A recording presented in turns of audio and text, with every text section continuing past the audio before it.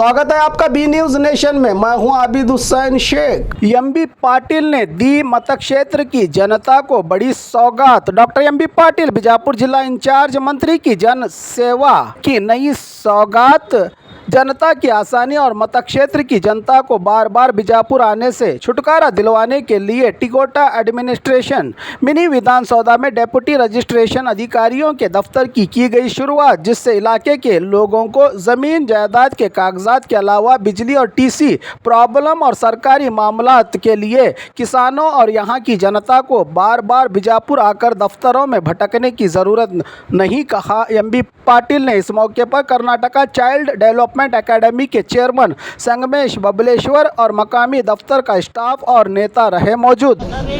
बबलेश्वर ಮತ್ತು ತಿಕೋಟ ಎರಡು ಕೂಡ ಇಲ್ಲಿ ಮಿನಿ ವಿಧಾನಸೌಧವನ್ನು ಕಟ್ಟಿ ತಾಲೂಕಾ ಕೇಂದ್ರಗಳನ್ನು ಮಾಡಿ ಅಭಿವೃದ್ಧಿಪಡಿಸಿದ್ದೀವಿ. ಆ ಜೊತೆಗೆ ಸಬ್ ರಿಜಿಸ್ಟರ್ ಕೆಲಸಕ್ಕೆಲ್ಲರೂ ಕೂಡ ತಿಕೋಟ ಮತ್ತು ಬಬಲೇಶ್ವರರು ಬಿಜಾಪುರ ಮತ್ತು 20 ತಾರೀಕುಗೆ ಎಲ್ಲ ತಾಲೂಕಾ ಇದರಲ್ಲಿ ಸಬ್ ರಿಜಿಸ್ಟರ್ ಕಚೇರಿಗಳನ್ನ ತೆಗಿಬೇಕು. ಅದರಿಂದ ರೈತರಿಗೆ ಭಾಳ ಅನುಕೂಲ ಆಗುತ್ತೆ. ಅಲ್ಲೇ ಸ್ಥಳೀಯವಾಗಿದ್ರು ಸಹ ತಮ್ಮ ಪಾಣಿಗಳನ್ನ ಇದನ್ನು ಮಾರಾಟ ಖರೀದಿ ಎಲ್ಲರೂ ಮಾಡ್ಕೊಳ್ಳೋಕೆ ಸಾಧ್ಯ ಆಗ್ತದೆ.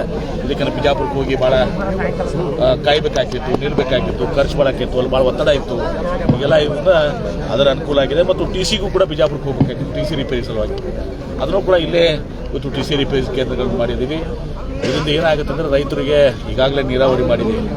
ನೀರಾವರಿ ಜೊತೆಗೆ ವಿದ್ಯುತ್ ಸಪ್ಲೈ ಕೂಡ ಇರಬೇಕು. ಯಾಕಂದ್ರೆ ನೀರಿದ್ದಾಗ ಕರೆಂಟ್ ಇರೋಂಗಿಲ್ಲ, ಕರೆಂಟ್ ಇದ್ದಾಗ ನೀರು ಇರೋಂಗಿಲ್ಲ ಅಂತೇಳಿ ಗಾದೆ ಮಾತಿತ್ತು ನಮ್ಮಲ್ಲಿ. ಹೀಗಾಗಿ ಅದು ಎರಡೂ ಕೂಡ ಈ ಜಿಲ್ಲೆಯಲ್ಲಿ ಸಮಗ್ರವಾಗಿ ನಮ್ಮ ಮತಕ್ಷೇತ್ರದಲ್ಲಿ ನೀರು ಮತ್ತು ಈ ವಿದ್ಯುತ್ ಶಕ್ತಿಗೆ ವಿಶೇಷ ಒತ್ತನ್ನು ಕೊಟ್ಟು ರೈತರಿಗೆ ಅನುಕೂಲ ಆಗುವ ರೀತಿಯ ಒಂದು ಪ್ರಯತ್ನವನ್ನು ನಮ್ಮ ಸರ್ಕಾರ ಸಹ ಇಂದ 2013ರಿಂದ 18 ಸಿದ್ದರಾಮಯ್ಯ ನೇತೃತ್ವದಲ್ಲಿ ಆಗಿತ್ತು. ಈಗಲೂ ಸಿದ್ದರಾಮಯ್ಯ ನೇತೃತ್ವದಲ್ಲಿ ಇವತ್ತು ಸಹ ಜಿಲ್ಲಾ ಉಸ್ತುವಾರಿ ಸಚಿವನಾಗಿ ಆ ಕೆಲಸವನ್ನು ಮಾಡ್ತಾ ಇದ್ದೀವಿ. ಗ್ಯಾರಂಟಿ ಯೋಜನೆಗಳಿಂದ ಒತ್ತಡ ಜಾಸ್ತಿ ಆಗ್ತದೆ ನೋಡಿ. ಗ್ಯಾರಂಟಿ ಯೋಜನೆಗಳಿಂದ ಅದು ನಮ್ಮ ಕಮಿಟ್ಮೆಂಟ್ ಬದ್ಧತೆ. ಆ ಗ್ಯಾರಂಟಿ ಯೋಜನೆಗಳನ್ನ ನಾವು ಮುಂದುವರ್ಸ್ಕೊಂಡು ಹೋಗ್ತೀವಿ. ಯಾವ ಕಾಲಕ್ಕೂ ನಿಲ್ಲೋಗೋದಿಲ್ಲ. ಎಲ್ಲಿವರೆಗೆ ನಮ್ಮ ಸರ್ಕಾರ ಇರ್ತದೆ ಅಲ್ಲಿ ತನಕ ಗ್ಯಾರಂಟಿಗಳು ಮುಂದುವರಿತದೆ. ಇದಾಗಿನೂ ಕೂಡ ಅಭಿವೃದ್ಧಿಗೂ ಕೂಡ ಏನು ಹಣ ಸೇಕರಣೆ ಮಾಡಬೇಕು, ನಮ್ಮ ಮುಖ್ಯಮಂತ್ರಿಗಳು ಹಣಕಾಸಿನ ತಜ್ಞರು ಅಂತ ಸರ್ 15 ಬಜೆಟ್ಗಳನ್ನು ಮಾಡಿದ್ದಾರೆ, ಮಂಡನೆ ಮಾಡಿದ್ದಾರೆ. ಹೀಗಾಗಿ ಅದರ ಬಗ್ಗೆ ಯಾರಿಗೂ ಸಂಶಯ ಬೇಕಾಗಿಲ್ಲ. ಅಭಿವೃದ್ಧಿಗೂ ಕೂಡ ಹಣ ಒದಗಿಸ್ತೀವಿ. ಉದಾಹರಣೆ ಇವತ್ತು ನೋಡಿದಿರಲ್ಲ, ಟಿ ಸಿ ಸೆಂಟರ್ ಎಲ್ಲ ಅಭಿವೃದ್ಧಿ ಮತ್ತೆ ಆಗ್ತಾ ಇದ್ವಾ, ಇಲ್ಲಿ ಮಾಡ್ತಾ ಇದ್ದೀವಿ. ಹೀಗಾಗಿ ನನಗೆ ಗೊತ್ತಿಲ್ಲ ಅವ್ರು ಏನು ಹೇಳಿದಾರೆ ಅಂತೇಳಿ. ಅದು ಒತ್ತಡ ಭಾಳ ಇದೆ.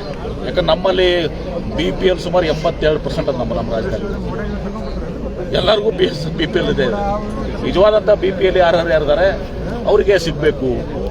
ಅನವಶ್ಯಕವಾಗಿ ಯಾರು ಈಗ ನನ್ನಂಥವ್ರು MB ಪಾಟೀಲ್ BPL ತೊಗೊಂಡಿದ್ರೆ ಅಂಥವ್ರಿಗೆ ಯಾಕೆ ಕೊಡಬೇಕು ಅನ್ನೋದು ಒಂದು ಚಿಂತನೆ ಭಾಳಷ್ಟು ದಿವಸ ಇದೆ. ಅದಕ್ಕೆ ಸಮಗ್ರವಾಗಿ ಒಂದು ದಿವಸ ಏನು ಸಮೀಕ್ಷೆ ಆಗಬೇಕಾಗ್ತದೆ. ಆ ನಿರ್ಣಯನ ಸರ್ಕಾರ ಸೂಕ್ತ ಸಂದರ್ಭದಲ್ಲಿ ನನಗೆ ಗೊತ್ತಿಲ್ಲಪ್ಪ. ಹೈಕಮಾಂಡ್ ಹೇಳ್ಬೇಕು, ನಾನು ಹೈಕಮಾಂಡ್ ಅಲ್ಲ, ನನಗೆ ಗೊತ್ತಿಲ್ಲಪ್ಪ. ಆಲ್ಮಟ್ಟಿ ಬಾಗಿನ ಈಗಾಗಲೇ ಮುಖ್ಯಮಂತ್ರಿಗಳು ಮಾತಾಡಿದ್ದಾರೆ. ಬಹುಶಃ 21ನೇ ತಾರೀಕಿಗೆ ಟೆಂಟೇಟಿವ್ ಆಗಿ ಈಗ ಮಾತನಾಡಿದ್ರೆ ಅದನ್ನು ನಾನೆಲ್ಲರಿಗೂ ಮಾತಾಡಿ 21ನೇ ತಾರೀಕಿಗೆ ಬಾಗಿನ. और खबरों के लिए देखते रहिए बी न्यूज नेशन।